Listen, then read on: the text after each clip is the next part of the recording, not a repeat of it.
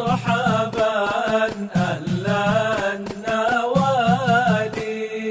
Nah, para mufti ini mereka itu lebih takut mengeluarkan fatwa dibanding mereka gampang mengeluarkan fatwa. Artinya apa? Memilih mendingan fatwa itu jangan keluar. Kalaupun keluar dalam keadaan memang sudah sangat terdesak untuk maslahat umat. Maka sifat gengsi itu dihilangkan oleh ulama-ulama yang levelnya sudah mencapai mujtahid ataupun mufti. Saya teringat ada, dan ini mungkin bisa kita belajar dari Imam Malik bin Anas. Imam Malik di zaman itu dikenal sebagai imam besar di kota Madinah Al-Munawwarah, menjadi barometer ilmu agama Islam. Bahkan Nabi sudah memprediksi jauh-jauh hari. Ya. Nabi mengatakan hampir-hampir di zaman itu orang-orang pergi ke kota Madinah untuk belajar kepada seorang alim di kota Madinah. Imam Syafi'i mengatakan itu adalah Imam Malik. Pernah disodorkan beliau 40 pertanyaan tentang masalah agama. Beliau menyatakan la adri. Oh, saya tidak tahu. Allahu a'lam. Yang artinya saya tidak tahu. Dari 40 pertanyaan beliau katakan itu 36 pertanyaan. Dari 40 pertanyaan. Bukan beliau tidak paham, tidak. Tapi beliau saking hati-hatinya dengan mengeluarkan fatwa. Takut.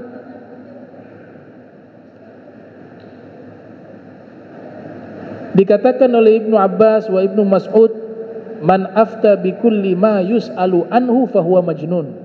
Siapa yang berfatwa atas seluruh pertanyaan yang diberikan kepadanya, dia orang gila. Artinya semua pertanyaan dari berbagai fan disiplin ilmu, tidak mungkin semuanya dia bisa paham. Apalagi bukan bidangnya menjadi rusak. Kalau bidang agama, bahas agama, keahlian. Yang dokter bahas kedokteran. Jangan kedokteran bahas agama. Yang agama bahas ilmu kedokteran. Itu yang Nabi katakan, idza wusidal amru ila ghairi ahlihi fantadir sa'ah. Kalau perkara diserahkan kepada bukan ahlinya, maka tunggulah kehancuran, kata Rasul Muhammad SAW. Ya, Imam Malik takut dan hati-hati. Karena ada ancaman juga, man afta bi ghairi ilmin la'anathu malaikatus samawati wal ard, atau kama qala Nabi sallallahu alaihi wasallam. Siapa yang berfatwa tentang hukum tanpa dasar ilmu, maka semua malaikat yang di langit dan di bumi akan melaknatnya. Nah, sehingga itulah yang membuat ulama terdahulu sedikit sekali mengeluarkan fatwa. Kalaupun mereka berfatwa, itu mereka sudah betul-betul menyeleksi apa yang mereka sampaikan lewat hukum tersebut. Ada gelar dalam ilmu hadis Al-Hakim. Al-Hakim artinya apa? Man ahata bisunnah walam yufti illa yasira. Orang yang sudah menguasai hadis-hadis yang berkaitan tentang hukum, tapi fatwa yang dikeluarkan sangat sedikit. Maka dikenal satu imam ahli hadis namanya Al-Imam Al-Hakim Naisaburi, yang lahir tahun 321 Hijriah, wafat 405 Hijriah itu. Nah, tugas mufti itu.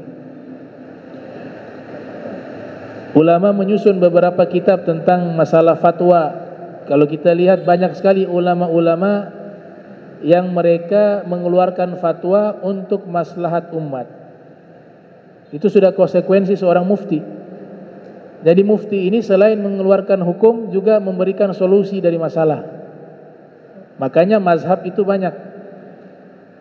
Seorang mufti di dalam kitab Al-Fawaid Al-Makkiyah karya Said Alwi bin Ahmad As-Sagaf, juga Al-Fawaid Al-Madaniyah karya Syekh Muhammad Amin Al-Madani, juga dalam kitab Faraidul Faraid fi Ikhtilafil Gaulain li Mujtahidin Wahid karya Imam Al-Munawi, juga disebutkan dalam kitab Al-Imam As-Samhudi berjudul Al-Iqdul Farid fi Ahkami Taqlid. Ya, dari 4 kitab ini disimpulkan bahwa sesungguhnya mufti ini sebenarnya tidak perlu bergantung kepada satu mazhab. Karena mufti walaupun secara resmi dia mazhab, karena mufti biasanya satu mazhab. Ada mufti Syafi'i, ada mufti Maliki, mufti mazhab Syafi'i, mufti mazhab Maliki, mufti mazhab Hambali. Memang secara resmi dia berpegang dengan satu mazhab. Tapi yang dimaksud di sini, mufti ini juga punya wawasan dengan mazhab-mazhab yang lain. Sehingga apa? Bukan hanya dia mengeluarkan hukum, tapi juga melihat kondisi yang nanti bisa dia keluarkan hukum dari pendapat mazhab yang lain untuk mencocokkan dengan kondisi yang memberikan maslahat yang lebih besar bagi orang yang meminta fatwa. Makanya Said Muhammad Jamaluddin dalam kitab Umdatul Mufti wal Mustafti, juga Imam Syatibi dalam kitab fatwa beliau itu menyebutkan hal tersebut. Maka ulama dulu kebanyakan mereka berfatwa bukan hanya dengan satu madhab. Misalnya Syekh Abdul Qadir Al-Jilani, Al-Imam Syekh Abdul Qadir Al-Jilani dikenal sebagai seorang sufi, tapi beliau juga adalah seorang ulama yang ahli fikih. Wa kana yufti ala madhab al-Hambali wal madhab al-Syafi'i. Beliau berfatwa menggunakan madhab Hambali dan madhab Syafi'i. Padahal secara resmi beliau itu condong ke madhab Hambali. Beliau bukan ulama mazhab Syafi'i. Tapi tadi tugas mufti bukan hanya sekedar mengatakan ini haram, selesai, ini halal. Tapi dia lihat keadaan orang tersebut dalam kondisi tertentu, dia bisa mengutip pendapat mazhab yang lain. Contoh misalnya, ada seorang wanita tulang punggung. Ini kejadian di Jakarta. Dulu guru saya yang menyampaikan ilmu tersebut kerja di salah satu perusahaan lah. Orangnya ini, perempuan ini masih muda, tapi ayah ibunya sudah meninggal. Dia punya adik, ada 3 orang laki-laki masih kecil. Dia sekolahkan adik-adiknya, semua dari dia. Dan dia wanita yang memang menjaga aurat, menggunakan jilbab yang panjang. Dia sudah kerja di satu tempat itu yang memang gajinya itu dia gunakan untuk menghidupkan adik-adiknya. Tapi tempat kerja itu harus buka hijab, harus buka jilbab. Itu jadi beban moralnya dia. Dia tidak mau seperti itu, tapi keadaan. Ditanyalah kepada salah satu ulama, kalau hanya kitab tugas seorang mufti, jadi mufti dalam tanda kutip bukan hanya jabatan resmi mufti ya. Mau dia ustadz, kalau sudah berani keluarkan fatwa, dia punya tanggung jawab yang sama dengan mufti. Karena sama-sama mengeluarkan hukum. Akan tetapi kalau mufti itu secara formal. Kalau pengajar yang mengeluarkan hukum, itu yang non formal. Tapi beban tanggung jawabnya sama-sama mengeluarkan hukum Allah. Maka sang guru ini mengeluarkan fatwa, gak boleh buka hijab, haram. Keluar saja dari situ. Terus adik-adik saya bagaimana? Dikatakan, oh takut sama Allah, nanti Allah yang kasih rezeki. Ternyata dia kurang puas ini perempuan. Datang ke satu ulama, mengatakan apa?